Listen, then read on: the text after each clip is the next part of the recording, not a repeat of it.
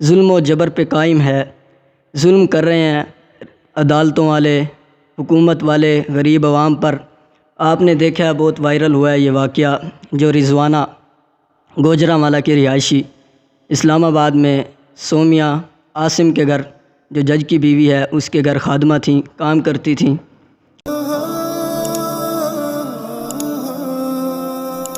کہ جو ریاست بھی ظلم پر قائم ہوئی، جس کی بنیاد ظلم رہی، وہ ریاست تھوڑے عرصے کے بعد گم ہو گئی، اس کا نام بھی صفحہ ہستی سے مٹ گیا۔ اور جو ریاست انصاف پہ قائم رہی، انصاف اس کی بیس تھی، تو وہ ریاست ہمیشہ کے لیے قائم رہی۔ قائم رہنے کا مطلب یہ نہیں ہے کہ اس کا وجود رہا، بلکہ لوگوں کے اچھے جو تذکرے ہوتے ہیں، جیسے حضرت ابراہیم علیہ السلام نے اپنے لیے دعا کی تھی، اللہم اجعلنی لسان صدق فی الاخرین، کہ یا اللہ میرے بعد میں آنے والے جو لوگ ہوں گے، ان کے دلوں میں جو تذکرے ہوں گے میرے بارے میں، ان کی مجالس میں، تو وہ اچھے ہوں۔ تو جن کی ریاستیں انصاف پر بنتی ہیں، جو خلافتیں، ریاستیں، حکومتیں، ان کے تذکرے کا اچھا ہونا یہ دلیل ہے کہ ان کی ریاستیں ہی انصاف پر مبنی تھیں۔ اور جن کے قصے اور تذکرے گندے ہوں، یعنی کہ برائیاں بیان کی جائیں جس ریاست کی، یہ چاہے کہ اس کا وجود ہو، تو وہ ریاست کوئی ریاست نہیں ہے۔ آج آپ پاکستان میں دیکھ رہے ہیں کہ کوئی انصاف کی ریاست نہیں، ظلم و جبر پہ قائم ہے، ظلم کر رہے ہیں عدالتوں والے، حکومت والے غریب عوام پر۔ آپ نے دیکھا ہے، بہت وائرل ہوا ہے یہ واقعہ، جو رضوانہ گوجرانوالہ کی رہائشی اسلام آباد میں سومیہ عاصم کے گھر، جو جج کی بیوی ہے، اس کے گھر خادمہ تھیں، کام کرتی تھیں، چھوٹی بچی تھیں، 14 سال کی تھیں، نوکرانی تھی۔ تو وہ جو تھی سومیہ عاصم، جج کی بیوی، بہت ظالمہ تھی، بڑا ظلم کرتی تھی اس کے اوپر، اتنا ظلم کیا اس کے اوپر 6 مہینے، کہ اس کی والدہ کا میں نے انٹرویو سنا، رونگٹے کھڑے ہو جاتے ہیں اگر کوئی مسلمان، بلکہ کوئی غیر مسلم بھی سنے، لیکن دل میں اس کے مظلوموں کے لیے کوئی رحم ہو، تو وہ اس کے تو رونگٹے کھڑے ہو جاتے ہیں، وہ اس کے آنسو آ جاتے ہیں، کہ وہ کہتی ہے کہ میری بیٹی نے پانی مانگا، ہم پانی پلائے جا رہے ہیں، وہ پیتی جا رہی ہے، اس کی پیاس ہی نہیں ختم ہو رہی۔ ہم نے کہا کہ رضوانہ تیری پیاس ہی نہیں ختم ہو رہی؟ کہتی ہے امی میں نے کب سے پانی ہی نہیں پیا، میں کتنے دنوں بعد آج پانی پی رہی ہوں۔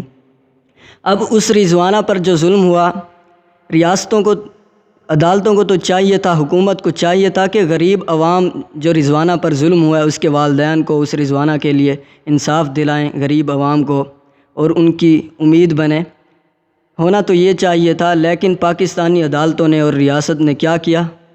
جو جج کی بیوی تھی اس کو پروٹوکول دیا اور عدالت سے لے گئے اس کے گھر محفوظ، کہ اس کو کوئی کچھ نہ کہے، اور اس کی ضمانتیں دے دیں، اور ان کے اوپر انہوں نے FIR کاٹ دی، جو رضوانہ والے تھے، ان کے خاندان، وہ غریب تھے۔ ایسے ہی ہم نے کچھ دن پہلے ایک ویڈیو دیکھی تھی کہ ایک بندہ مارکیٹ میں کسی عورت کو گھسیٹ کر لے کے جا رہا ہے، اور کہہ رہا ہے میں نے تیرے اوپر اتنا خرچہ کیا اور تو آج میرے سے بھاگ رہی ہے، یہ باتیں کر رہا تھا۔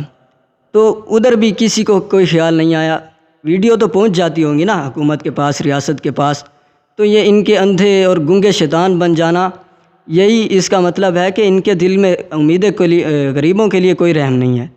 یہ صرف پاکستان آج کل جیسے بنا ہوا ہے، یہ صرف امیروں کے لیے ہے، جن کے پاس پیسہ ہے، دولت ہے، لوگوں کے ساتھ رابطے ہیں، سفارشیں ہیں، بس یہ پاکستان ان کا ہے، غریب پس رہا ہے۔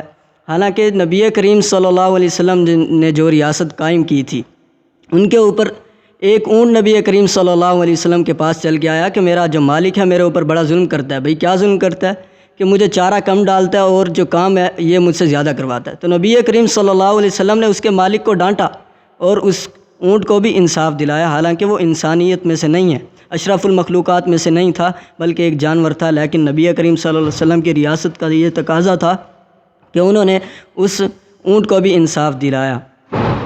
اب جو ریاست ایسی چنگیز خان کی ظلم پر قائم تھی، آج دیکھ لیں اس کا وجود ہی نہیں، ظلم ہے دنیا میں، اس کا اب جو ذکر ہوتا ہے، قصے بیان ہوتے ہیں، وہ گندے ہوتے ہیں، یعنی کہ ظالم انسان تھا، کوئی اس کی تعریف نہیں کرتا۔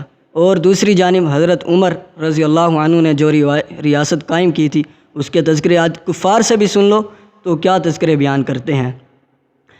ایسے ہی جب ظلم کی بنیاد پر حضرت یوسف علیہ السلام حالانکہ سچے تھے، نبی تھے، وہ بری تھے اس الزام سے، لیکن عزیز مصر نے کیا کیا کہ اپنی بیوی کو بری کر کے ان کو جیل میں ڈال دیا۔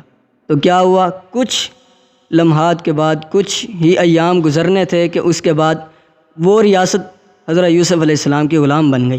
کیوں کہ وہ ریاست بھی ظالم تھی، انہوں نے ایک مظلوم پر، ایک بری انسان اور سچے اور سچے انسان پر ظلم کیا تھا۔ ظلم کے نتیجے کیا ہوتے ہیں؟ آج کل آپ پاکستان میں دیکھ لیں، پاکستان میں معیشت کا مسئلہ ہے، مینٹلی طور پہ پاکستانی لوگ سارے غلام ہیں۔ یہ غلامی ہی ظلم کا نتیجہ ہے کہ ہم نے ظلم کیا اپنی غریب عوام کے ساتھ، آج ہم مظلوم بنے ہوئے ہیں۔ یعنی کہ ہمارے اوپر مغرب والے اپنی تہذیب کو رچانے کی خاطر اور اپنے آرڈر چلا رہے ہیں، ورلڈ آرڈر قائم کرنا چاہ رہے ہیں۔ یہی تو نتیجہ ہے کہ ہم نے ظلم کیا، ہماری ریاستوں نے، ہماری عدالتوں نے ظلم کیا، اور اس کے نتیجے میں ہم کیا بن بیٹھے؟ غلام بن بیٹھے ہیں۔ ریاست کی بقا اسی میں ہوتی ہے کہ وہ جو ریاست انصاف پہ قائم ہوتی ہے اس کی ہی بقا ہوتی ہے۔